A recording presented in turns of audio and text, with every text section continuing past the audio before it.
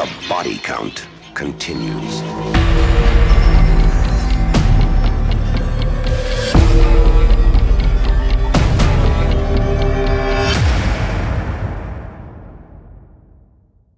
Welcome to episode 44 of The Body Count Continues. And this week, Marianne, we're doing it again. We're like revisiting a franchise that we've visited before. Sleepaway Camp 2 and 3, which you love. Underrated summer camp slashers. Criminally One of them is, I fucking think. underrated. One of them is. You don't like part 3. Part 3 is like it. I'm a part 3 defender. I'm going to make you defend it today, though. I love all of the sleepaway camps, with the exception to Return, with that annoying kid who tells everybody that their ass smells or their ass stinks. I don't know. I've blocked it out. No, I'm like one of 5 people that enjoy that movie. But I don't know, something wrong with me. You haven't seen Sleepaway Camp 4, though, which is different. No, I have not. Terrible. It I has a kinda couple of want to. actors from the series, but it's cheap and crap. I mean, I like plenty of things that are cheap. Otherwise, you wouldn't be here. What? Hey, wait a minute. Jazz music stops. What do you mean? Like, so true. And then it all Bit of a sank in. delayed reaction. Okay, so 2 summer camp slashers. But first, another summer camp slasher spin-off, I guess you'd call it. Peacock dropped the trailer for Crystal Lake this week, and You excited? feelings are mixed. So I'm not. Not again. No, listen. My initial thoughts on the trailer were overwhelmingly positive. Linda Cardellini as Pamela Voorhees. I I'm ready love for it. that. I love that casting decision.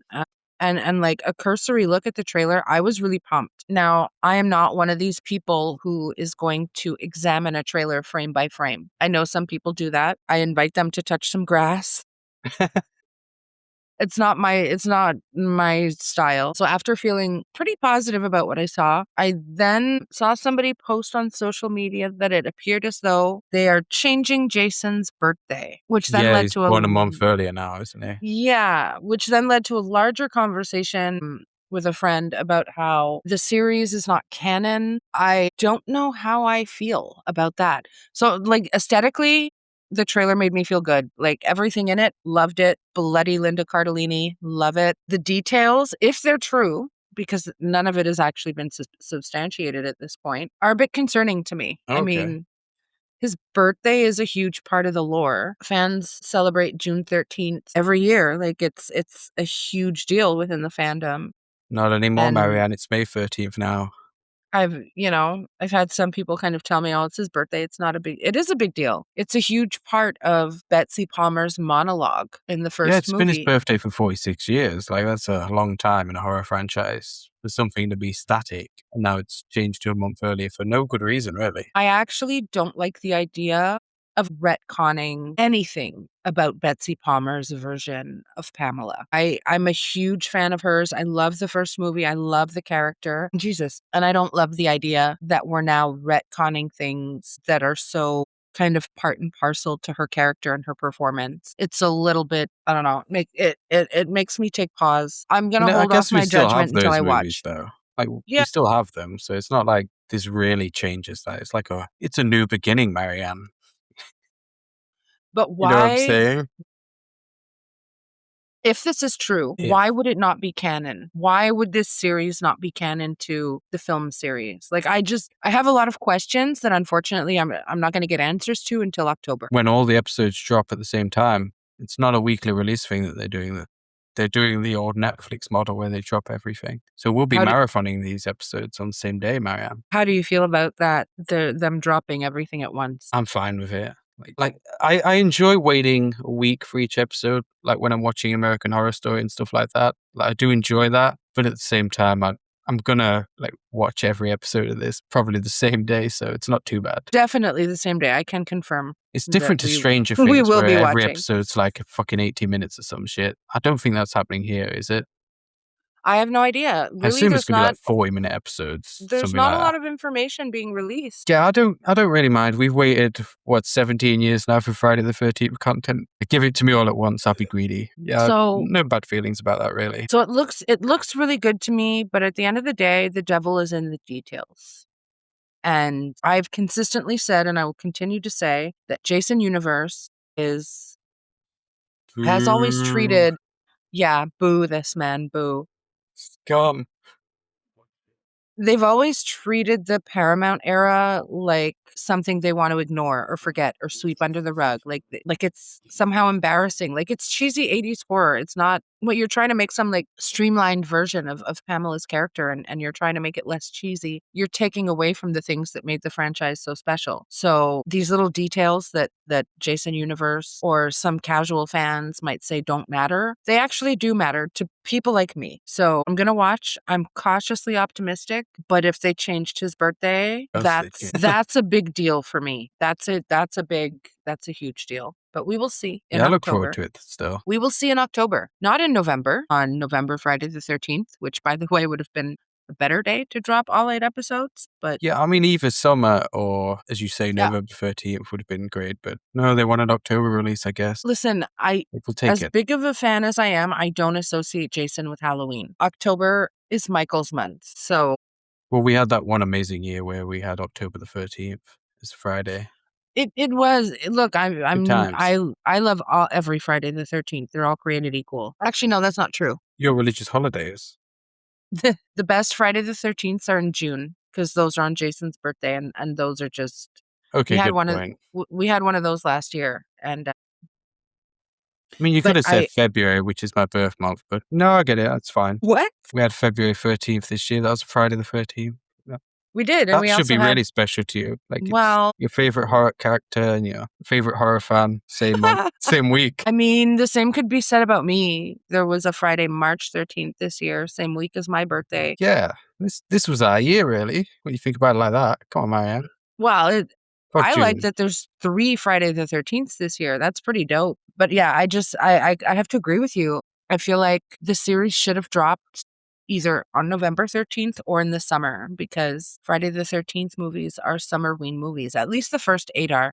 The rest don't really feel very summery. Not even the reboot doesn't feel very summery. I don't know. No, I see what you mean. We watched that again recently, and it's not a summery movie. It's a Christmas movie. It's more autumny for me. But what? Yeah, because there's a Christmas sweater, right? It's not something a Christmas. Christmassy. It's not a Christmas sweater, but Ryan T-shirt. Hansen wears a shirt that says "Fuck Christmas." So do you? It's a Christmas movie. Okay, I was watching a Christmas movie today. Feeders 2, Sleigh Bells. Oh my god! For me, like the bar for what consists of a Christmas movie is really low. Is it any mention of Christmas? Like, there's a list on Letterboxd that's like 20,000 films or some shit, and it's just any movie that mentions Christmas. Yeah, I'm down with that. I haven't worked my way through it yet. Maybe someday. And you know, half those movies are Hallmark Christmas movies. I don't watch Hallmark movies. On to another summer camp slasher, Sleepaway Camp 2, Unhappy Campers. I don't think they're unhappy. I think these campers are living their best fucking life. They're just at camp trying to have a good time. Well, they become unhappy when Angela Baker starts killing them off, but up to that point, they're pretty upbeat. I mean, they're having sex, they're having fun. Angela is like, really it makes there. me want to wish that I had been to summer camp when I was a kid. Like, damn, they were living the dream here. Summer camp was the bomb back in the day. I'm sure it doesn't go down the way it used to. The 80s were the peak of everything. Like, where was Ali Burgess when I was a teenager? Damn. Best character. We don't even have summer camp in the UK. Like, it's not a thing. That's the only weird thing about this premise. Summer camp is for kids, but like kids, not usually, well, I guess still kids, but not kids who are like having sex or doing drugs or drinking that age, like teenagers. I don't know. That was my experience when I went to camp. I think the last summer I went, I was like 12 or 13 and happy to report I was not having sex or doing drugs or drinking at that age. I was doing drugs and drinking at that age. I wasn't having sex. Oh, well, look at you. Well, not full sex. All right, we're going to shelf that conversation. Okay, back to Sleepaway Camp 2 and Happy Campers with no Felissa Rose this time. She's been replaced by the superior Springsteen, Pamela. So it's a major shift character in tone in both the movie and in Angela's character, where in the first movie, she's very much a victim. They try their best to build like a tense atmosphere. Yeah, and she's virtually mute in that movie as well, which is not the case in Sleepaway Camp 2 and well, she's traumatized, right? Yeah. And Springsteen's Angela is a lot more upbeat. She obviously still has the trauma, but in part 2, she's really just ruining everybody's fun. Everybody just wants to have a good time. Yeah, she's a little bit of a Karen. Like, sure, she Yeah. likes her songs. She likes to play a guitar, sing crappy songs about being happy at camp and all that stuff. Oh, don't if you knock have- I'm a happy camper. But if you have actual fun, then Angela's not down for that, especially if you're having sex, because that's immoral. That's wrong. Like, It's I'm sure. dirty. I wonder what Gene Siskel and Roger Ebert thought about this movie. Like, it's a slasher movie that finally reflects their values. But they Would they probably have hated even- it. They probably hated Would they it. have even reviewed this though? Did this even get a theatrical release? I think it was a video release, surely. It doesn't sing theatrical release to me. Like, it's very like low rent and I guess bland in style. It's not a cinematic movie. It's just It's not, a but minimal plot slasher movie I love it regardless. with lots of nudity, teenagers being killed off by a chirpy, I don't know, Freddy-like version of Angela, dropping one-liners constantly. So much nudity, so many boobs. And obviously there's a theme to the movies that I enjoy, in case that's not obvious yet. I like boobs, I like blood, I like the woods. Yeah, like I'm this easy to is please. pure Marianne, this movie. It is. And it's actually good, which is nice. Most of the movies I like are good, thank you very much. Okay. Yours, 50-50. I mean, like Popeye the Slayer Man, which you just watched. Okay, You dropped a half-star review on. I mean, it was on my watch list. It wasn't like I was like, oh, I can't wait to see this. I knew what I was getting into. I mean, made it to your watch list. There's a lot of shit that makes it to my watch list. It means nothing. So we open on Camp Rolling Hills, which is a different camp than Camp Arawak. Okay, so it's And- not just renamed. It's like an actual No. different camp that she's relocated to for her killing. It is, and the opening scene really sets up the backstory, kind of explains all of that. Angela is a counselor now instead of a camper, and she's berating a female camper for being out with the boys telling scary stories, specifically the story about Camp Arawak. And she mentions that Camp Arawak is not too far away. So they're in a different location. Angela gets mad at the camper and tells her she's sending her home, which as we get along in this movie, you learn that when Angela says she's sending someone home, that is code for Killing the fuck out of them. exactly. So we get the tone right away. Right out of the opening, we see that there's a massive shift in the direction of the franchise. I'm not mad at it. The opening's okay. It's nothing groundbreaking. Counselor gets her tongue cut out. After getting her head bashed in with a log, right? Yeah, it's an okay opening. It's not great. We're really selling it this week. Like, this is a movie you love as well. You gave this like 5 stars. You're like, it's an okay opening. We should say both these movies, in so much as they have a plot, they have the same plot. It's not much. It's just Angela killing interchangeable teenage characters and dropping one-liners. There's some idiosyncrasies about part 3 that I find interesting, but we'll get into that. I probably don't find them interesting, but yeah, we will get into that. Like, I think Sleepaway Camp 2 is the much superior movie, don't you think? No, This is the fun one. they're both good. Listen, I'm I listening. have it's like a half a star rating difference for me. You're not gonna 1.5 brainwash me stars for here. me. If anything, I'm not trying to gonna brainwash you. I'm gonna brainwash you. You're gonna see the beauty in Teenage Wasteland one day. I see the beauty in urban And- campers, at least, or unhappy campers. Urban. I had this one at 4 stars. I raised it to 5 after our rewatch because it's just so much fun. Like it's not a good movie in the traditional sense, but it's a lot of fucking fun, and it's peak 80s. And yeah, I don't even want to say that I don't love the opening. I like the opening. I just think if I'm comparing it to the openings to other movies that I really love, this one, I don't know, they could have done more. What they did with this opening was they introduced Pamela Springsteen's Angela. They introduce you to her, I don't want to say new personality, but it is a new personality. Yeah, it is. Yeah. They do a quick explanation of the happenings at Camp Arawak for those of you who haven't watched the first one. So we're filling the holes a little bit. We're explaining the lore and also explaining that we are not currently at Camp Arawak.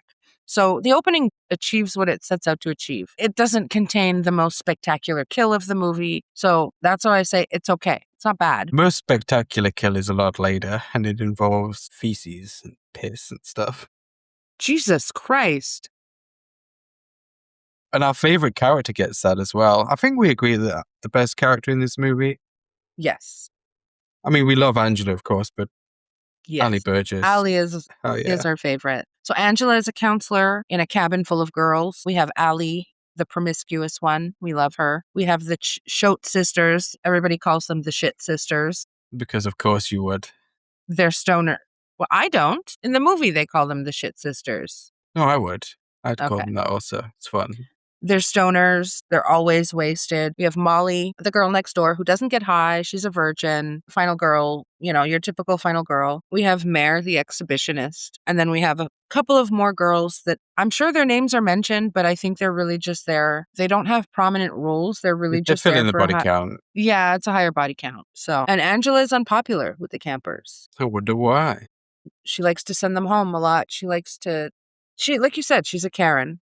Yeah, she basically has a very censorious, Karen-y Christian view on pretty much any subject. Like, she hates booze, she hates weed, she hates sex. She's kind of a bummer. All the things that I love most in this world, like lady. No, right? Like, she would hate you. She'd hate the fuck out of you. Oh my God, she would kill me first, wouldn't Like, she? You'd last 5 minutes in the presence of Angela. She'd find me like, do I really want to go here?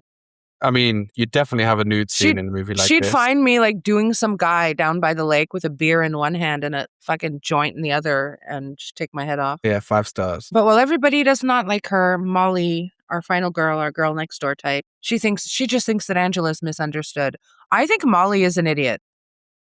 A little bit. I do like it. Molly, though, as a character.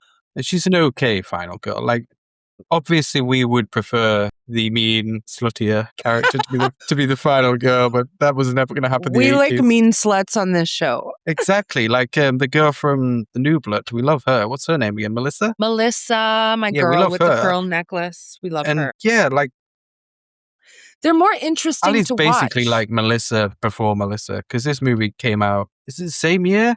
Yeah, I think so. But which one came out first? Like, who was the originator? I don't know. I don't know. But I find the promiscuous girls, the mean girls, I find them to be more interesting to watch. Yeah, they're endearing because they're not like the basic slasher Laurie Strode archetype that was introduced in Halloween. Like, they generally have Laurie more Strode is character a and more final girl. personality. But Laurie Strode is a final girl. You can't compare them. It's a little bit apples and oranges.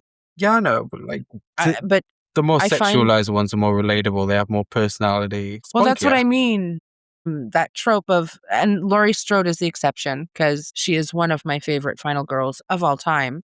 Yeah, especially in the Rob Zombie remakes. No, but largely I find the virginal girl next door type final girls, I find them boring. Yeah, it's not the most exciting characterization, is it? Like, and what can you do with that? Not much. And in this case, Molly, I guess I don't hate her. I don't like her because she's a rat. She's a rat. She rats on Ali to Angela and ends up getting Ali killed, which is... Yeah, you're right, actually. Like, so she's kind of like a closet villain of this movie. There are very few things in this world that I like less than a fucking tattletale. It's such an ugly quality. So Molly is not my favorite, and she does maybe I just like the actress more than the character. Maybe. She also does a little bit of slut shaming towards Ali, which is also something that's very common in these older horror movies where you have, the puritanical final girl. Like, you see that a lot where... Yeah, sure. Like, it's common in a lot of movies in the 80s and 90s. There's a lot of judgment towards the girl who has sex or enjoys sex, and kind of annoys me. What was that one movie we watched with Liv Tyler where we were both in agreement that the sluttier character was superior to her? Oh my God, I have no idea. Why do you It's ask a popular me one. You rewatch it every year. Liv Tyler, what was that movie that she was in? Empire Records. Yeah, that's the one. See? Okay, we both agreed that we preferred her sluttier friend and that her friend was correct to sleep with that one guy to spite her after being slut-shamed and all that. My God, you're actually putting my dirty laundry out there, yes. No, fuck her. No, okay. Yes. It took me a minute because I thought you were talking about a horror movie. I'm like, wait a minute. No. Liv Tyler was in a horror movie apart from The Strangers? Okay, yes. I don't think she Empire was in a horror Records. movie besides The Strangers. Like, She does slut shame Renee Zellweger's character, and I love Renee Zellweger's character. There's like a theme with me. So Angela finds the shit sisters in the woods high, and one of them is fooling around with a guy. And I like the shit sisters too. Like, they're funny, I thought. They're not even in the movie for much more than 5 minutes. I still like them. All right. Well, They're also it's kind over. of sexy. It's That over helps. for them because she barbecues them. She barbecues them one at a time. So the other one wakes up and sees her sister's charred skeleton. You're like, holy shit, It's kind Angela. of diabolical as opposed to like doing them both at the same time. I know, right? Like, because she wakes up and she sees her fucking charred skeletal remains of her sister, knowing that she's about to get the same thing. Like, oh my God, Angela. Like, calm the fuck down, girl. Like, the first movie, she's like killing pedophilic cooks and just people that are generally annoying. But in this movie, it's just brutal treatment of people who are just having fun. Yeah, I agree. This version of Angela is definitely the diabolical version. Oh, she's whereas evil. I mean, we love her still, but Felissa She's- Rose's version is more victim restrained. and fighting back against the people that are victimizing her. So the shit sisters are now dead, and of course, R.I.P. Angela divas. tells everyone that she sent them home, which is it's her code. I love it. Yeah, that's I her had to send them every home. time she kills. Like, she sends everybody home, and that eventually gets her into shit with her boss. Because you can't have a Right? summer camp without campers, Angela. What the fuck is going on? Then we get a scene that is probably like a rite of passage for summer camp in the 80s and 90s. You wouldn't see this shit today. Most people probably won't even know what I'm saying when I say there's a panty raid. Yeah, I never you know get what what that you're on is? about. Do you I know know what that a is? panty raid is. Well, I've watched the movie, so yes, I know. So the boys go to the girls' cabin for a panty raid. This is and- a very American thing, right? It is. And while they're doing this, the cheesiest fucking music is playing. I love the 80s. Take me back. Yes, take her back. Get away Wow. from me. Wow. I've had enough. That seems like projection. The silence. It's a pretty successful panty raid as well, though, because like the girls decide that the response is to flash these guys that are raiding them. Like, I'd be pretty stoked if I was them. Holy shit. Well, They Angela also go back and get it's the not job it's done. not successful because Angela catches them Yeah, but they saw boobs. and they're in so- trouble. But the girls, they don't give a shit, so they decide they're going to get the boys back. They go to the boys' cabin to get their panties back. And my favorite part about this scene is how the counselor in the boys' cabin, his name is TC, he really just doesn't give a shit. Top cat. Angela's like sending people home left and right and berating them for a panty raid. And the boys' counselor sees the girls in there attacking the boys, and he's just like, "Wake me when it's over." He does not care. No, I get it. And that's when the girls flash the guys. Fortuitous timing, because just as they're trying to show the boys just what they're going to have to look at all summer if they don't get their bras back, which I feel like is a deterrent to returning the bras. Like, Yeah. you're going to see a lot of boobs if you don't give us our bras back. Like, oh no, shucks. No, not those What? big natural breasts. Right? With that. I would light the whole fucking pile of bras on fire. Let's go, girls. But Angela catches them yet again because she's everywhere. She's on the fucking ball. She is annoyingly She's so. omnipresent. Kind of. The omnipresent Karen. She gets angry at Mare for flashing her boobs, and to absolutely nobody's surprise, she sends her home. Can you hear my air quotes? Sends her home with an electric drill. Yeah. Not as a gift, though. Like, she kills her. Imagine, here's a parting gift for you. Okay, is it this movie or is it the third one, though, where somebody actually does get sent home? Like, they don't get murdered, they actually request to leave and they get sent home. I think It's third one, this right? it's this movie. It's this one. So Yeah. they did it. They lived the dream. They're doing like arts and crafts time or some shit, which, like, I have the best memories of camps. This is probably why I like summer camp slashers. There's so much nostalgia for me because I did all this stuff. Yeah, I kind of wish that we had summer camp in the UK when I was a kid. It's like, it's something that's featured in a lot of the movies I watch, the American movies. And if you guys And I did just have never summer got to camp, experience it. Like, it seemed you'd peak. probably like be having a spot of tea. Yeah. we The go to most tea boring camp. summer camp known to man. So yeah, they're having arts and crafts time. And some like really bratty camper decides she doesn't want to stay because this is boring. I hate all of this. I hate it here. I hate you all. This sucks. She's fucking whiny and nasal as hell. This is the And one she that gets sent actually home. gets sent home. Her mom picks her up. She gets to leave. Like, the one character safely. that deserved to die in this movie survives fuck? That's hilarious. You're not wrong about that. She probably should have died. She was Annoying younger bitch. though. She was a Yeah, they younger couldn't one. kill kids. Mm, I mean, no. I mean, she does they kill did two in the kids in first this movie. She kills 2 young kids in this movie. boys. How Yep. old are they? They're what, 12, 30 maybe? Yeah, I would say so. She kills them. Hell yeah, Angela. Fuck them kids. It's Angela Johnson in this movie, by the way, not Angela Baker. She changed her Well, yeah. identity. Good for her. She lives under an assumed name. In this movie, she's Angela Johnson. In part 3, she's Maria Nicastro.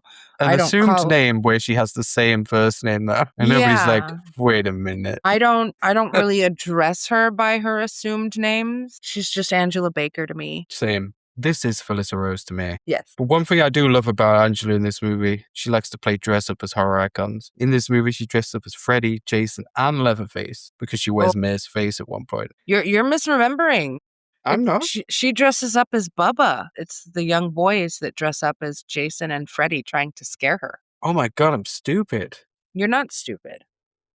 Thank But you. you That's do like- remember what I'm talking about, That's the right? closest thing to kind that you said. Yeah, I'm getting it now. I just have the memory of the hockey mask, the glove, and the leather face. I just sort of combined it into Angela. It's Angela's incorrect, my I'm leather stupid. face, by the way. Angela's your leather face. Okay. I mean, she's not the worst leather face. Like, No, she's not. there's been some misfires. Who's the worst leather face? 2017, maybe? I'm going to say 2017 only because I just watched it recently and I have such a Hate it. renewed fucking hatred for it. I like the ending where he decapitates the one girl. But yeah, like, I actually don't movie's like just- I don't like that ending. That makes me Okay. sad. well, yeah, I mean, I guess it was necessary. But yeah, like, the whole thing, basically, the premise is that they set it up to be this one big guy as the Leatherface, and it's not him, it's this other guy that's the Hot lead guy. character. Yeah, I mean, I don't remember. Like, I don't see guys as hot, so what would I know? Yeah. But yeah, Well. that's maybe the worst Leatherface. How about the next generation, though? I like the next You love that generation. I'm a much, yeah. defender. You're bringing this up just so I have to say it again that I defend that movie. Like, come on. It's fun. There's definitely some top tier cosplay in this movie. Even if, it's an off-brand hockey mask. I will point out that the off-brand hockey mask in this movie is still better than the Jason Universe mask. I know everything's an off-brand hockey mask nowadays. I will never miss an opportunity to slander Jason Universe. I mean, unless they want to sponsor the episodes, then we're all in. So Molly is Send us money. flirting with one of the male campers. His name is Sean, and he's a Republican. I get such Republican vibes off this kid. What does he say at the beginning of the movie? Somebody asks him, well, she's still a guy, right? We can get into it. Like, this is... I think the 2 and 3 are less transphobic than the first movie. Do you? Yeah, like, it's not exactly a fucking progressive portrayal of trans people, like this fucking murderer. No, not by like, far. It does affirm her gender more than the first movie does, I think. Like, I know that, speaking for myself, my trans friends enjoyed this movie more than the first movie. My trans friends all like the franchise while simultaneously recognizing its faults. Oh, it's definitely problematic. Like, it's never not problematic. It's problematic, but it's not mean-spirited problematic in a towards trans malicious people, way. I think, yeah. It's problematic in a product of its time way. Yeah, that's the thing. It's never like mean-spirited towards trans people. No. I don't think so, which is good. Like, there's a lot of movies where that's not the case. Like, I watched Ace Ventura recently. Like, that's a really funny movie, but like in that final third, it's really something. Sean outs himself as a Republican very early on when he goes on a tirade about how when Angela was locked up, she got her gender reassignment surgery and that our parents' taxpayer dollars paid for it. Bro, shut the fuck up. Yeah, fuck you, bro. Like, You don't even pay taxes. Enjoy your fucking summer camp and shut the fuck up, Sean. your parents' tax dollars should go towards helping people, quite frankly. Like, it shouldn't all go towards fucking jet fighters and bombs, Not Thank to get you. too political, but maybe like the main role of a government should be to help people. I don't know. That's just me. Maybe I'm a Okay, communist. we're taking a detour here that I don't want to take. We're going off the rails here. Like, full communism now, that's what we say. Allie is very jealous that Sean and Molly are flirting because Allie likes Sean. I don't think that Allie likes Sean. I think Allie views men as conquests, and Sean is just Definitely. a name on her list, and she wants to tick it off. Oh, poor Sean. Poor Sean. But Sean's not interested. He wants Molly, and this pisses Allie off. It And pisses me off. It really kind of encourages her to commit some acts of desperation that even make me cringe, like that scene in the swimming pool where she comes out in a white t-shirt wearing nothing underneath and just sticks her like wet t-shirt boobs up in Sean's face. How he didn't fold, I know, will right? never know. And he just turns away like it's nothing. At that age, I'd have definitely been staring at the very least. Right? He's like trying to look away. Like, what's wrong with you, bro? Made of stone? He's stronger than us, Marianne. So Molly follows Angela to an abandoned cabin to talk about Sean and her many insecurities about Allie. She's worried that Sean will prefer Allie because Allie is experienced, which is 80s code for she's a slut. Yeah. I didn't like the connotation of that conversation. I'll defend Allie until my dying day, and Molly's just boring as hell. And I kind of wish Allie had fucked Sean in front of Molly. Take that, bitch. That would have been funny. Angela tells her that she's a good girl and that boys like that. Blech. Do they? Do boys like good girls? I don't think so. I know we like being called good girl under the right circumstances. Oh my. This podcast taking a turn. No, in my experience, you're not wrong, but like, yeah. What happens when you call Mrs. Evil good girl? You're not going to tell me, are you? We're not getting into this. Like, I knew this it. is not the body count continues after dark, Marianne.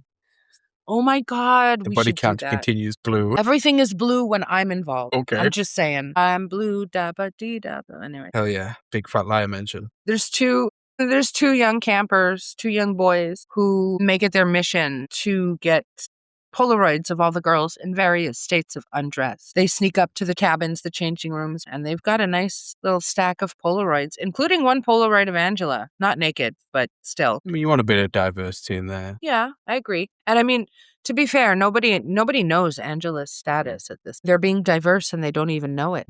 It's complicated. And then we get 2 random male campers that their names don't even, like, you have the central cast and then you have people that are kind of on the outskirts. Well, yeah, there's like 3 characters whose names matter in this movie. I mean, across both movies, there's like 3 characters whose names I'd say matter. more than 3, but Would you? Like, it's Angela, Molly, Ali for me. The Shit Sisters, I mean, that's just Mare, because they have a great name. and then Sean's friend, whose name escapes me. Okay, the guy who bangs Allie in the woods. I'm not sure what his name is. I don't know if they said it. All we know is that he's living the dream. But two of the random male campers dress up as Freddie and Jason, your favorite scene, the cosplay scene, to scare her. And she pays them back by killing them or sending them home while she's dressed as Bubba. Because, as we all know, Bubba is superior to Freddie and Jason. Whoa. Too much, too far? Yes. It's better than Freddie. I would say so. I like Leatherface more than Freddie. You know what? I have to put Freddie as well. I have to put Freddie and Bubba on my Mount Rushmore. But my personal preference is Bubba. Okay, good. Who else is on there? Freddie, Jason. Freddie, Bubba, Jason, Michael. Bubba, Michael. Do you want another one? Do you want an extra face on there? Chucky? If I had to do an extra face, okay. Angela Baker. Listen, this might be controversial. Okay. I don't find Chucky to be that influential. I love the movies, but I don't feel like. Well, yeah, I don't Chucky's feel like not really influenced slashes. He's more influenced by them, I think. Yeah. So I don't know that he belongs on Rushmore, on my Mount Rushmore. If I had a fifth spot, Maniac. I guess for me, my personal preference, yes, I'd put Angela Baker on there, and it would have to be 6 because I want them both up there. There's such an enduring. Maybe I put Ghostface on there. There's such an enduring love for the Sleepaway Camp franchise that I just can't ignore it. Ghostface does not belong there. Ghostface, it's a costume. Yeah, okay. It's cosplay. It's valid. I'm good with 4. I'm just going to keep it Michael, Jason, Freddie, Bubba. Okay, and put Frankenhooker on there instead. A salad that was once named Elizabeth. I was just going to say a salad that was once named Elizabeth. I love it. Classic. I love Frankenhooker. We should do a Frankenhooker episode. We did Frankenstein. My God, ways, stop that. We need to get back to the movie at hand. You have ADHD. I literally do. So Allie's just being a mean girl She's teasing Molly about Sean, and Molly cries to Angela about it. So you know who's next. As Molly is crying to Angela about how mean Allie is having sex with a boy in the woods. And the best part of this scene is that she waits until after they're done to ask if he has AIDS. Girl. Like, that might have been something that you led with. I don't know. If that's something that concerns you, ask beforehand, you know? I love Allie. I love a cream pie queen. A cream pie queen? Yes. Is that what we're calling it? Well, obviously he cream pied her. She wouldn't be asking about AIDS. A cream pie queen that moves on to the next guy. Legit. I relate to her. Me too, Allie. Me too. Oh my God. She returns to her cabin and finds a note from Sean asking to meet her at the abandoned cabin. And she fixes her hair and heads off. Yeah, she doesn't Without even even a shower or a hoe bath. Nothing. Yeah, she doesn't even spray perfume down there. Like, she's there pre-slimed, ready to go again. I mean, yeah, it's a little ick. I mean, all right, Allie. So he's going to be like, whoa, this feels weird. That's not quite queen behavior. Guy's going to be like, oh, this feels different somehow. Can't quite place it. Tastes like Rob. Aw. No, too much. What's this salty texture? But it turns out that Sean did not write the note. Angela did. No, it's a little bait and switch. And Angela ambushes her and drowns her in an outhouse. This is your favorite kill. My favorite kill, too. Not necessarily, like, it's not bloody. Well, she does stab Allie in the back a couple of times first, but it's not a particularly bloody kill. I think that the terror for me like it's a is the idea of being humiliation put ritual into an kind of thing. outhouse toilet. Yeah. Like, if you've ever been into an outhouse, you try not to look down into the hole because nothing you're going to see is good. And Angela does force her to look down. And she makes her describe what's down there. What's down there? Shit. What Before else is making down her there? get in. And then climb in. Fuck. using a stick to hold her head. I want to say underwater, but underwater is not the word because there's not water. It's under something a lot thicker, smellier. Under brown water, maybe. Ew, so gross. Yeah, what a way to go. R.I.P. Diva. A cream pie queen. Oh my God, what terminology to come up with, man. Holy shit. She is my cream pie queen. I see the vision. That's all I'm going to say without getting more personal. Okay. If you know, you know. When we do a Patreon, we'll get into that. Stop it. Subscribe to us, guys. Wink. Angela then kills off the 2 remaining female campers in her cabin. Secondary characters. Yeah, really, they don't matter. Yeah. And then Molly's the only one left. And she tells Molly that she had to send everybody home. And then Angela goes to bed and she has nightmares about her victims. It's a bit weird. I didn't think she had a conscience. But I guess she does. A glimmer of a conscience. The camp owner finally has had enough. He fires Angela for sending everybody home. Specifically, the 2 young boys that were taking Polaroids of all the naked girls, which we find out later that she did not, in fact, send them home. But, you know. Were they off-screen kills? They were off-screen kills. Yeah, for them kids. Because we see the bodies after. Molly and Sean follow Angela to the abandoned cabin to console her. Sean breaks his way inside and finds the bodies. So the jig is up. Angela ties them up and then kills the boys' counselor when he comes looking for them. Sean gets sassy and then Angela kills him and leaves Molly for a second, and Molly gets untied and runs. And then you get a bit of a chase scene, and then Molly falls and Angela walks away because it does look like Molly's dead. Yeah, she has her head on a rock or something, doesn't she? Yeah. And she's like, I did it. She looks dead. And then Angela hitches a ride into town with a very colorful truck driver who Angela obviously hates. Too old to drink and too fat to fuck. Me one day. But yeah, she kills the driver. And then Molly flags a car down. You see Molly, she survived. She flags a car down and it's this truck and Angela's driving. And then the end credits roll. Bad luck.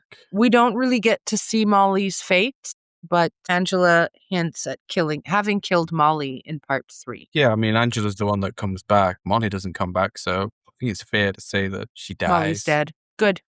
All right. I'm okay with Molly hatred. Should have been Ali. You know, the actress that played Ali, she didn't make any movies outside the Sleepaway Camp series. I find that surprising. That breaks my heart. Because she has the look, the abilities for like an 80s slasher supporting character at the very least, but nothing outside of Sleepaway Camp. No. Shame. That's kind of how I feel about Jill Tereshita, and she's in part 3. Yeah, who's also in, is it Night of the Demons she's Night of the in? Demons, yeah. Yeah, which you'd think with her look as well, and that She's so pretty. like, she'd fit into more slasher movies than she actually did.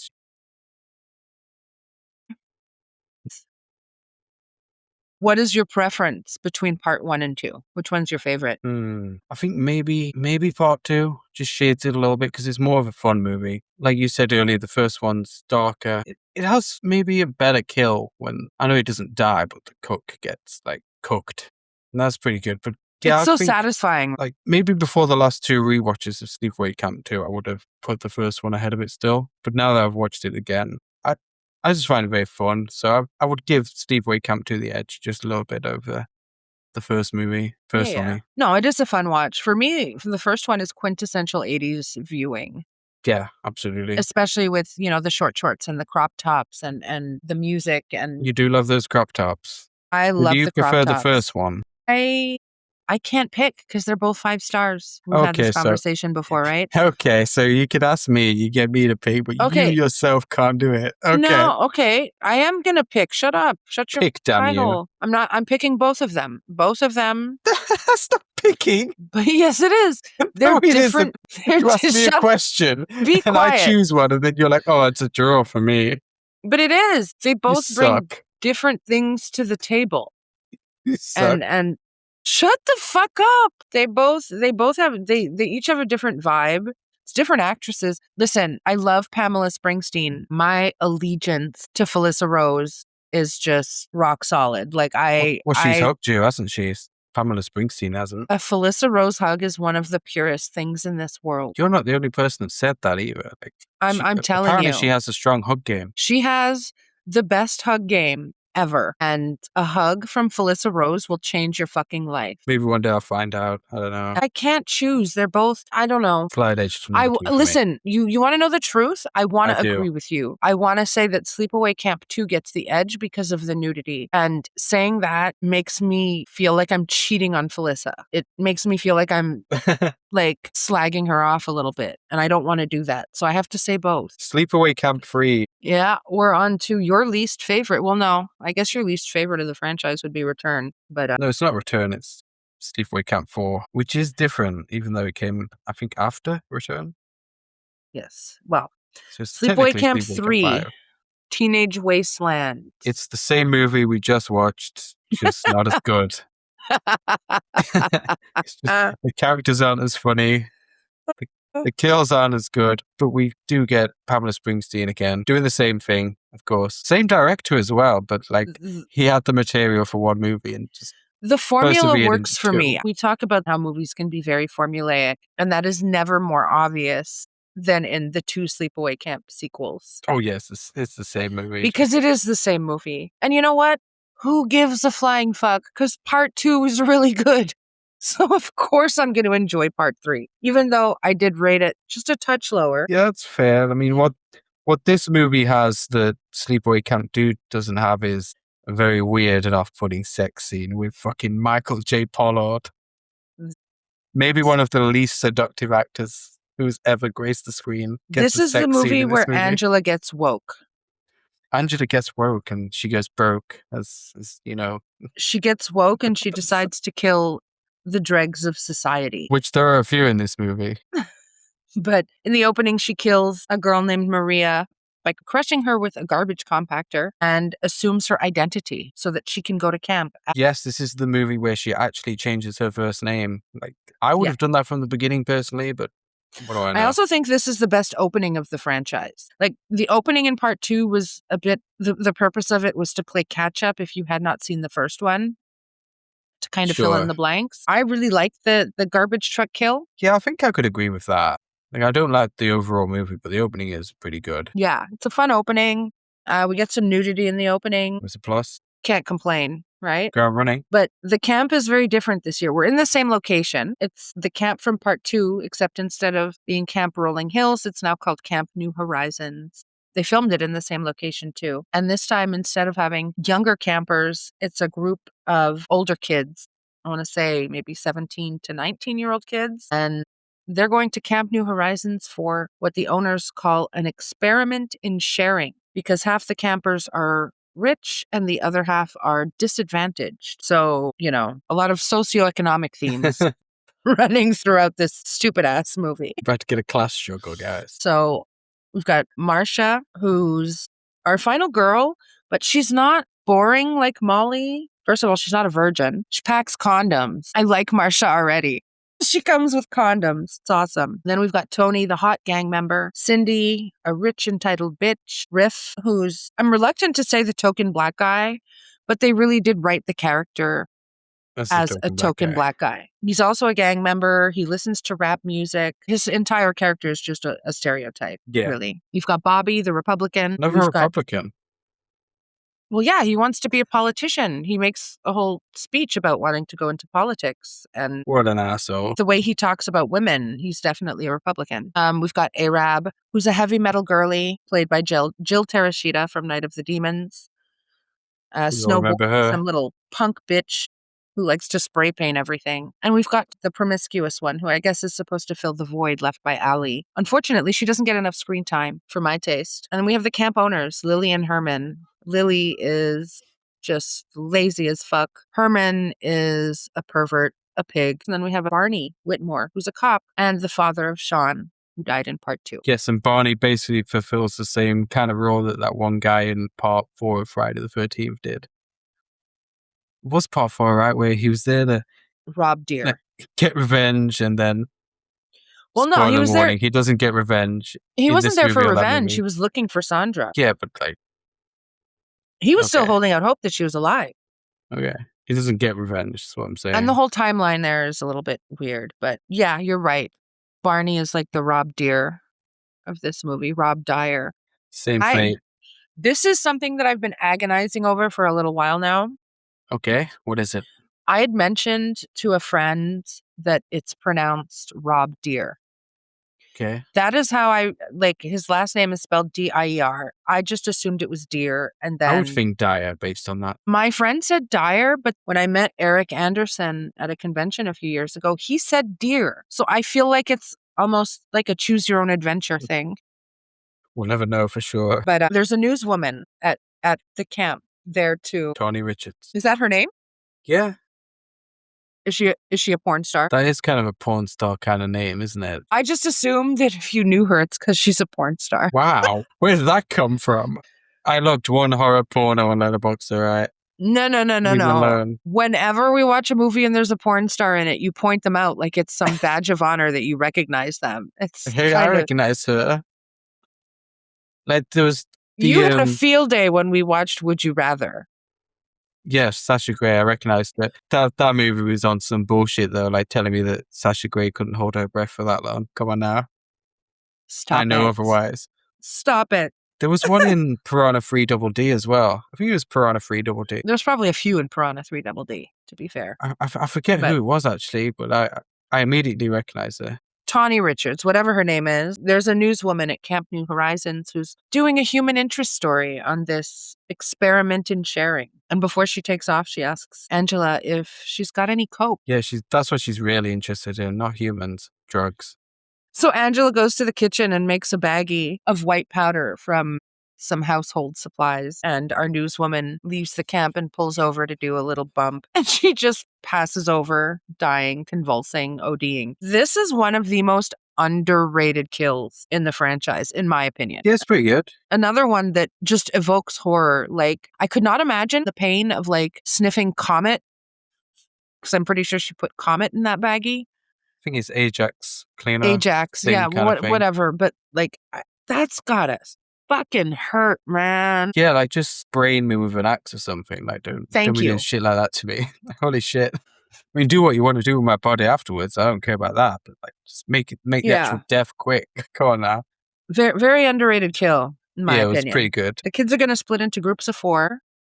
And they're going to camp in the woods for a few days and catch fish and eat fish. And they all seem very upset by this. Yeah, I mean, who doesn't love fish? I don't. The girls then retreat to a cabin to change into their camp sweaters, which is Fuck yeah. where we get most of our nudity from in this movie. A very flimsy excuse for nudity, which I support. That's when we get our backstory on Angela. Arab takes the opportunity to kind of gloss over Angela's lore. And yeah, we don't get much more than that. We don't need much more than that. Like you said, it's very And that's certainly formulaic the movie. ideology behind this movie. Minimal plot, minimal characterizations. Let's just kill these assholes. So Angela's group, they all go to catch some fish, except our promiscuous girl, she stays behind because she doesn't want to fish. And Herman, who's Lily's husband, by the way, Lily and Herman, the camp owners, are married. Not that him being married makes him any more or less of a pig. He's a pig regardless. But while the rest of the group are off catching fish, Herman and Tawny are about to have sex. Like, talk about fucking your way to the middle. I could respect it if there was something at the end of this for her, if there was something in it for her. He's a camp owner. Like, girl, what are you doing? You are mixing the names up, though, I'm afraid. What do you mean? Tony's the news reporter. Jan is the girl that he has sex with. Really? Yeah, I'm afraid. I fucked up. I It's- wrote this all down. I'm the worst. It's so good. I mean, who wouldn't want to sleep with her, man? Look at this guy. He looks like Mr. Magoo. Are you kidding? He certainly has an interesting face and an interesting acting style. I mean, he's got to be hung like a mammoth. That's my assumption. This is one of the more uncomfortable sex scenes I've seen. Like, you got this hot woman and this really creepy, off-putting guy fucking sucking on her tits and everything. His voice is off-putting too. I mean, this was his whole thing. Like, during his career, like, R.I.P., bro. But during his career, he just played weirdos in pretty much every movie he was in. And in this movie, he's randomly seducing hot women and having sex, intense and sucking on titties. It just doesn't work. We said this when we were watching it, and it's so true. I think that was probably one of the best days of his career and one of the worst days of hers. I mean, he definitely loved his job on that day. Yeah, because like the movie doesn't even frame him as a weirdo. It's like she's legitimately into this guy for some godforsaken reason. I'm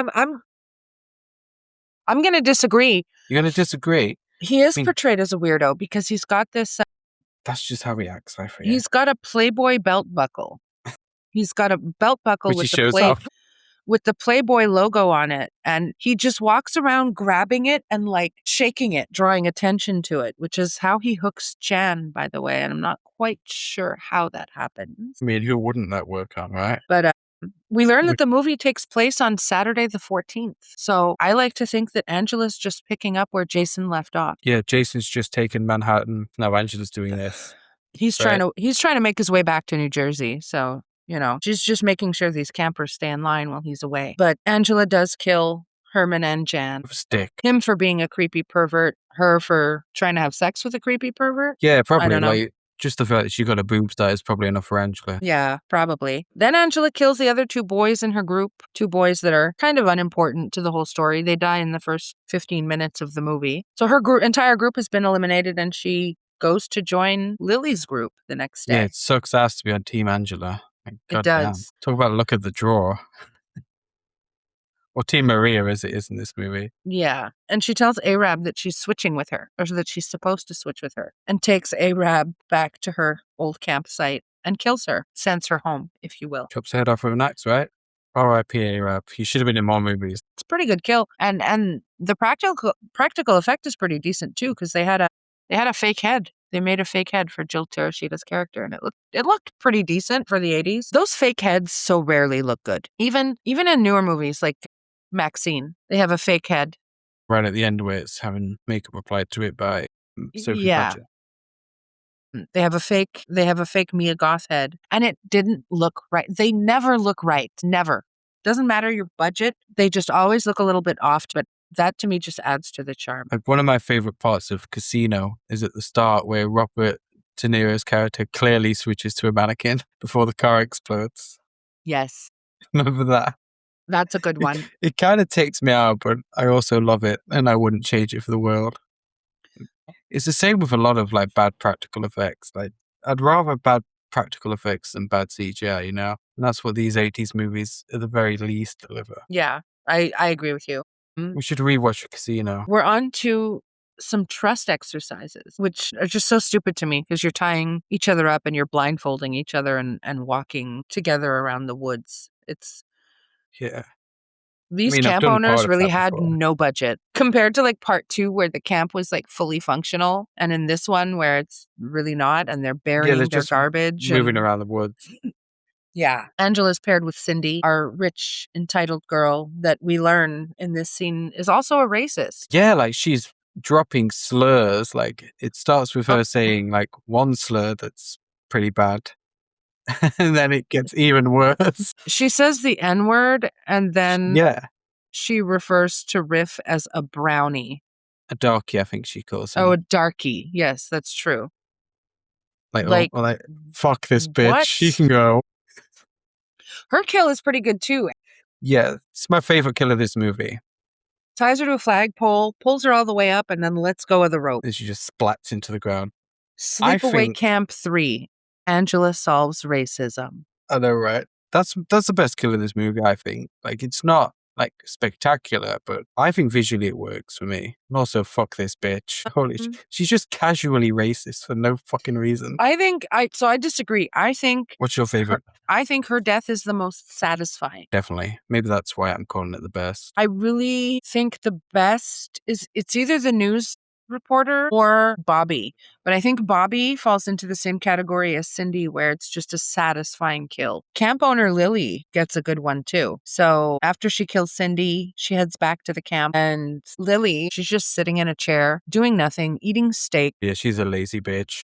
while the rest of them catch fish and they're not allowed to have any steak. And she's really just the worst. And Angela takes her on a trust exercise and buries her in a hole with garbage up to her neck in dirt, and then Look, comes at her head with a lawnmower. Can I just say, watching this scene, I have visions of dead Taylor Swift. Sorry. Ooh, Deaf Taylor Swift.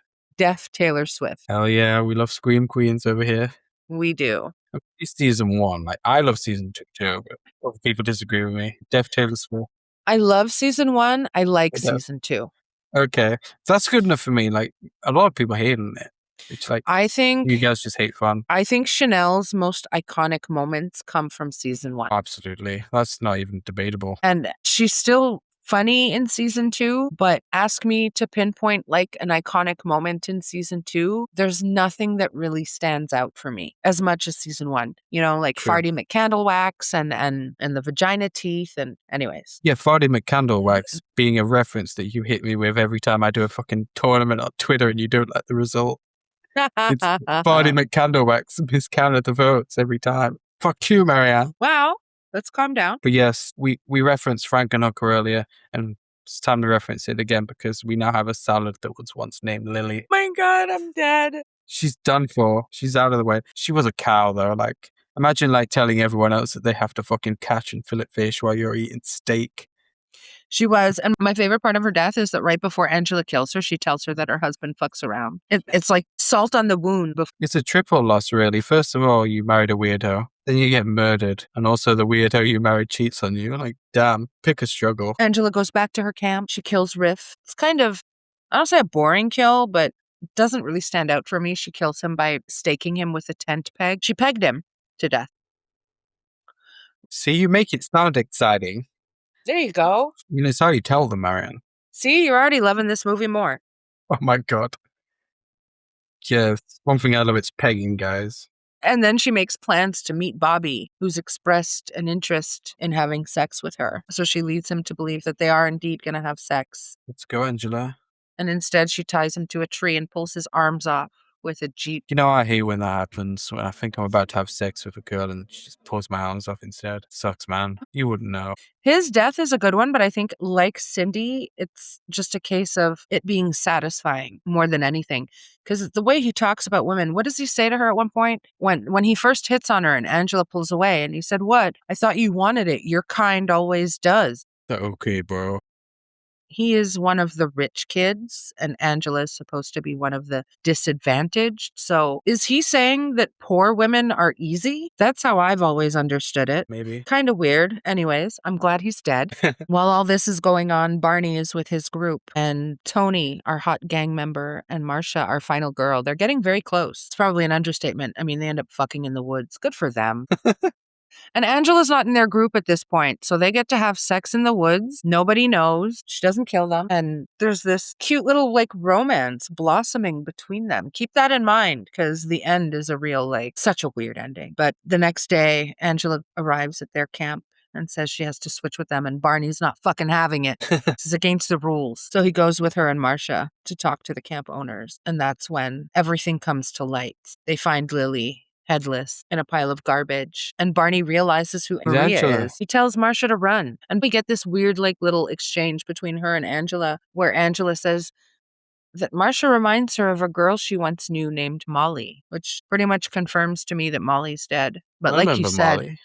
Angela's back, so obviously Molly did die. She's the final girl in my heart, but maybe you feel differently. I don't Not know. in mine. Allie's I the know. final girl in my heart. More slutty final girls, please. Barney grabs a 2x4 and he's ready to do battle with Angela. He's ready to exact revenge for his son's murder. Yeah, and while all of this is happening, he's like, "You're gonna kill me, huh? You're gonna hit me with an axe, a machete, or whatever? You gonna stab me with a knife? Yeah? What are you gonna do, bitch?" Well, guess what? Angela brought a gun to a knife fight. Yeah, so fuck you, Barney. You're screwed, bro. He was so ready to take her down. Like, he's there with his fucking bucket wood. He's like, "I'm gonna kill this bitch." And this whole time she's had a fucking gun behind her back, ready to blow him away. I love that for her. Well, that's Barney dead. She says a cab kills him. And then she finally catches up with Marcia. Unlike the guy in Friday 4, though, he doesn't get to scream about how she's killing him. People laugh about that scene He's in killing final me. chapter. I He's like killing it. me. I find it so visceral. There is like something. there's a comedic side to it, but I just find it really visceral in a basic way. Okay. That's one way to look at it. I mean, I think if I was being murdered, I wouldn't be shouting, "He's killing me." If you were being killed and your girlfriend was nearby and you screaming out, "He's killing me," is the difference between her living and dying. Because I'm convinced that Rob I'd be shouted, like, "He's killed." I have a family. Take them. Wow. Like, my girlfriend's over there. Yeah, but she can run. You can't. Whoa. So it's over for you. Whoa. I think I could still outrun my girlfriend if I tried. I'd just look a bit funny doing it. Anyways. Where were we again? Angela catches up with Marcia, grabs her. She shows up at the camp where Tony is with Greg and Anita, who are very much like secondary characters. And Angela shows up and tells them that they're supposed to do a trust exercise and that they need to come with her. I mean, I feel like every character not named Angela in this movie is a secondary character. That's just me. I disagree. Okay. I like Marcia. I like Tony. And I like Riff. So there's a scene earlier in the movie where they're talking at the camp about what their favorite movies are. I like A-Rap. So do I. They're all talking about their favorite movies. And Cindy picks some like dumb fucking Disney movie. And Bobby picks Rambo because I love America. America. And then Riff, I like movies with tits and blood. Me too, Riff. Me too. No, I get Riff. He's cooking right there. There's a few memorable characters in here, but I would agree that there's not as many memorable characters as we get in part 2. Yeah, I definitely enjoyed the characters a lot more in part 2. I don't care about any of these kids. Angela ties up Tony, Greg, and Anita, and then Barney's bloody corpse comes falling from out of a tree. So there's no more illusions as to what's going on here. Maria's mask has fallen. Now it's Angela. It's all Angela. Where Angela? She tells them that they have to search the cabins, that Marcia's in one of the cabins. You have to find them quickly. And if you don't, you're going to die. So they have 3 cabins to search, and all of them are just full of bodies. Everybody that she's killed, all propped up in these cabins like she's fucking Michael Myers or something. She's an artist, I guess, of sorts. In a way. They do find her, though. They do find Marcia. They do find her, but Angela's in her Kevin McAllister phase. And just as they find her, 2 axes that are rigged somehow in the cabin come down, killing Greg and Anita and leaving Tony and Marcia as our sole survivors. And Angela decides to let them live. Yeah. Like, she's gonna let She them likes go. them. Like, we've actually found the 2 characters in the world that Angela enjoys. Would she feel the same way if she knew they had sex in the woods? Oh no, Probably absolutely not. She'd be killing the fuck out of them for that. Like, how dare you have sex before marriage, But she says they make a cute couple, and that even though she kind of had a little crush on Tony at first, as her aunt always says, there's plenty of fish in the sea. Hey, nice callback. I love that. It's so easy to miss. And she tries to leave, but Marcia ain't having that shit. She grabs an axe and she runs outside after Angela, and they fight for a She's little not- bit, and Angela ends up getting stabbed in the stomach. I don't know what happened to the axe, but somehow in this fight, Marcia loses her axe and finds a knife, and that's it for Angela. Maybe, possibly, probably not. And then we get this scene is a bit of a mood killer for me. Okay. Now listen, I don't watch horror movies. You don't watch For- horror movies, I know. Shut up. Okay. I don't watch horror movies for like love stories and all that shit, but they're in the back of a cop car and Tony tells her, this is a bit weird. No, no, I like this. I thought this is funny actually. Both Go ahead. both sides of this are weird because in the time frame of this movie, Tony and Marcia have only known each other for 3 days. He tells her that he loves her, wants to move to Ohio, marry her, and have kids. I don't know if this is some kind of trauma bonding shit, but bro, it's been 3 days. Calm the fuck down. I mean, that's what sex will do to a man. But like, I agree with Angela. They are cute together. And yeah, the movie just tanks it. He's in a gang. He wants to get out of the gang. And you think like if he moves to Ohio, that's the answer to all of their prayers. But there's just she one tells problem. him, Tony, I have a boyfriend. What? Dun, dun, dun. After all that. What? No, I laughed at that. I thought that was funny. I mean, to be fair, if I was cheating on my boyfriend, I'd probably be packing condoms too. Like, you don't want to bring some of that VD home. I mean, it is funny. It's funny and it's absurd, but I also feel like it's a very anticlimactic way to end the movie. And then it ends their story on a joke, really. But you can come and visit me. And Tony's all like, okay. What? Like, she's still going to cheat? Is that what we're doing here? Is he going to be the side piece? I don't know who Marcia's boyfriend is. We don't see him in this movie. But sight unseen, I can confidently say that she would be better off with Tony. She's from Ohio. We have Ohio listeners, I'm sure.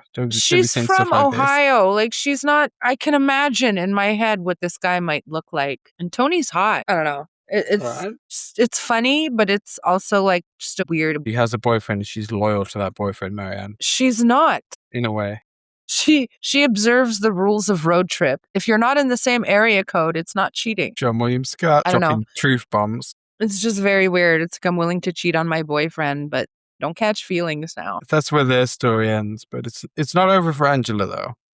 No. We thought she might be dead. She's not. No, she's not. She's in the back of an ambulance, and the cop who's in the ambulance wants to finish her off. And the paramedic's kind of like, what? He's like, don't you fucking know who this is? We need to kill her right now. And unfortunately, they don't move fast enough. Yeah, because they're actually going to do it, but Angela is actually conscious this whole time, so... She grabs a syringe and she stabs the paramedic with it, and then she stabs the cop with it in the eye. That's a good scene. Yeah, I do like that one. It's not a bad ending. Yeah, that might be one of the best in the movie. The cop with the syringe in his eye. Anyways, the driver of the ambulance wants to know what's going on back there. Angela's just taking care of business. Yeah, she says that, and like the driver just keeps driving at this point, I guess. Like, you shouldn't be there dropping one-liners. Like, he knows the cop's not a girl, he knows the other paramedic's not a girl, but whatever. Whatever. It's about ending a shitty slasher movie on a one-liner, guys. That's what this movie does. It's not a shitty slasher movie. I think it's shitty. I think my God. It's a lesser version of Sleepaway Camp 2. Yes. It's a Sleepaway lesser Camp version. 2 we don't need Sleepaway Camp 3. That's my position. Okay, whoa. Okay. I feel like you're contradicting yourself a little bit here. How am I? Go ahead. Because on the one hand, you say that this is a repeat of part 2. It is. But on the other hand, you say you don't like it, but you like part 2. So part 2 has pick better a lane. characters. Part 2 has better characters, has better kills. It doesn't have much more plot, but it has a little more plot. I agree with everything you're saying. Like, this is a downgrade. That's what I'm saying. Yes, but for me, it's a slight downgrade. For me, it's pretty heavy. I thought this movie was kind of boring. Like, I'm trying to fix you. You're trying to... Hey, I rate Sleepaway Camp 2 the same as the first movie. That's progress. It was lower before. That's great. There's going to be no teenage wasteland slander. Come on. Nah, it's rubbish. It's cinema. You gave this 4.5 stars. That's crazy. I did. I gave it 2 stars. Oh. I mean, it's like just a No, you know what? That's crazy. Fucking call my rating crazy. Your fucking rating is crazy, and you're crazy. And you're crazy, bitch. Fuck you. Holy shit. Hey, at least I like Pamela Springsteen. She's good at both movies. It's a downgrade. I'm not going to argue with you there. Exactly. 2 stars but from both of us, guys. I also have Thank to admit... Thank you for listening to this Shut episode. your fucking pie hole. I also have to admit to my personal bias, summer camp slashers are the top. Yeah, it's like an For me. automatic W for you. It's an, do you know how badly you have to fucking fumble a summer camp slasher to the point where I don't fucking like it? Give me What hot are the ones that people you don't in the like? woods, getting their tits out, having sex. That's Yeah, like, but there's more of that in part 2. yeah, I Part 2's realize better for that, which is why this one isn't rated the same. Oh, really? But I can't take it down too much. It's still a good time. Are there any summer camp slashes that you can think of that you hate then?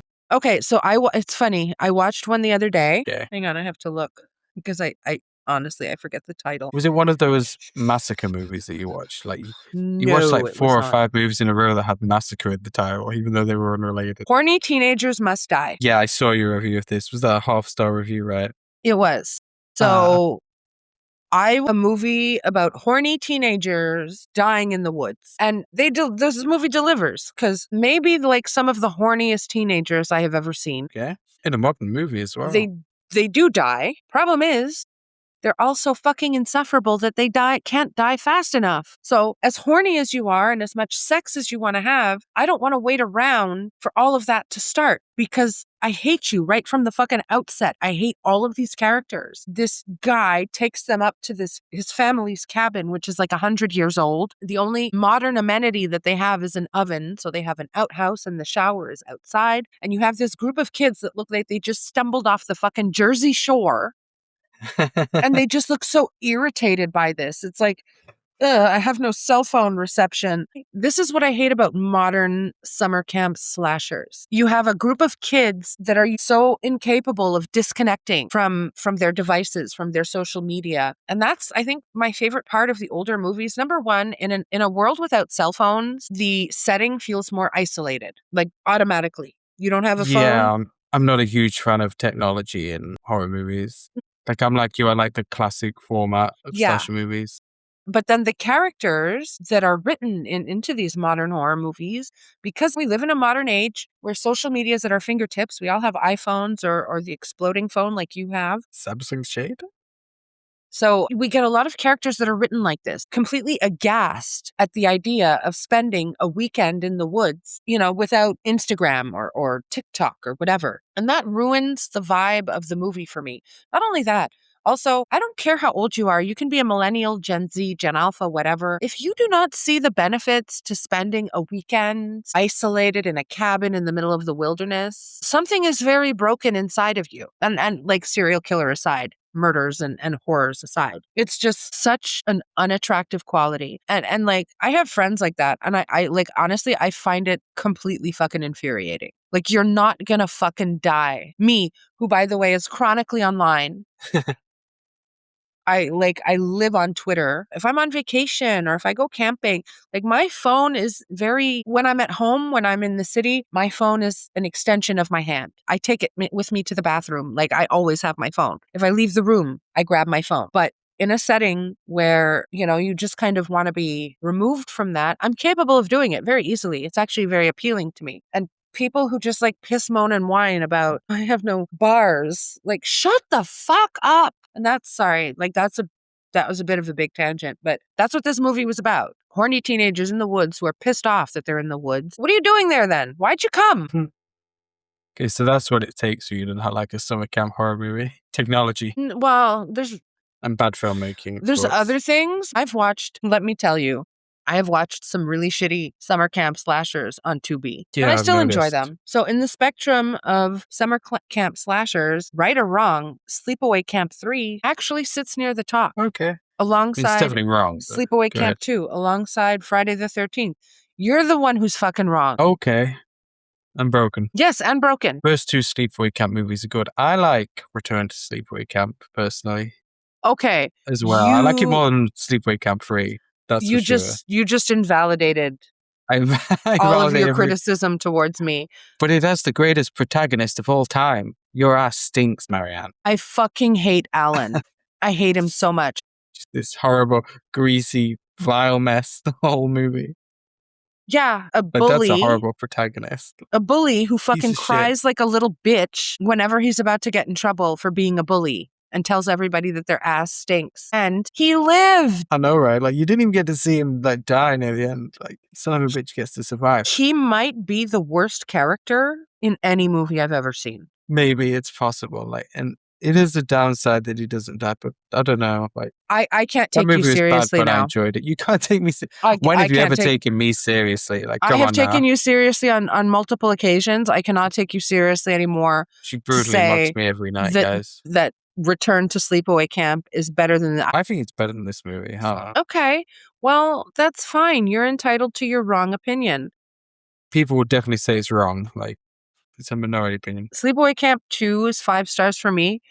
3.5 Sleepaway stars. Camp 3 is 4.5. What are 2. your ratings? 3.5 and 2. Fix your heart. Hey, I've watched this movie twice now. It didn't get any better. Sorry. In fact, I think I've watched it 3 times. I watched it twice with you, I believe. I'm sure I watch So them a you've lot. tried. You've tried. I am the rewatch queen. So I would say watch the first 2 Sleepaway Camp movies and watch Return to Sleepaway Camp. What? Maybe you'll be the third person that enjoys that movie. Cocaine is a hell of a drug. What? Yeah, just ask Tony. You're recommending people watch Return to Sleepaway Camp? I am. What is the meaning of life? I'm if this is what recommending we're it. doing. Sometimes it's good to watch a Okay, well, stupid that's horror fine. movie with You shitty recommend. characters No. There's nothing redeeming. covered in sweat. You recommend Return to Sleepaway Camp. I I'm will. recommending Sleepaway Camp 3, Teenage Wasteland. And I feel like out of everybody who could possibly take our recommendations, I feel like people will look at you with a little bit of resentment because your recommendation is dog shit. Hey, it's not about being popular. It's about being right. And I'm right. You're never right. What? Never right is harsh. I want to say it's 70-30 in my favor. We're okay. I thought you were going to say I was right 70% of the time. I was about to take that. I'm right 70% of the time versus your 30% of the Okay, time. and that 30% includes the Black Coat's daughter Oh and my Halloween God. 2, Rob Zombie's Halloween 2. Snooze fest and doggy caca poo poo. But I still love you despite your failings. You're all right too, I guess. I'm sad this is over now because that's pretty much the whole Sleepaway Camp franchise. I'm sorry, despite your like affection for Return to Sleepaway Camp, I can't imagine ever sitting down and recording. Yeah, we an don't need entire- to do an episode for it. Like, No. it's not something I'm gonna go to bat for passionately. No. Like, it's a bad movie that I enjoy. And as for Sleepaway Camp 4, fuck that movie. So yeah, so we've reached the end of our Sleepaway Camp journey, and Yeah, I'm we're kind of never sad. revisiting this franchise. Like, we're done But- with Angela. She's dead to us. Ignore our battling recommendations and instead take this recommendation. Just go watch a whole bunch of summer camp slashers because they don't disappoint. And start mean- with a little known franchise. Maybe have heard of it. Not sure. It's called Friday the 13th. The best summer camp slasher there ever fucking was. Yeah, it's all right. It's pretty good. And then watch Sleepaway Camp, and then watch The Burning. There's so much good stuff out there. On that note, thus ends our journey to camp this week. And we thank you all for listening. And we ask for those sweet, sweet likes, shares, and subscribes. And we will see you next week if I haven't killed him for his Sleepaway Camp 3 slander. Damn. We still love Felissa Rose, though. Pamela Springsteen's pretty cool, though.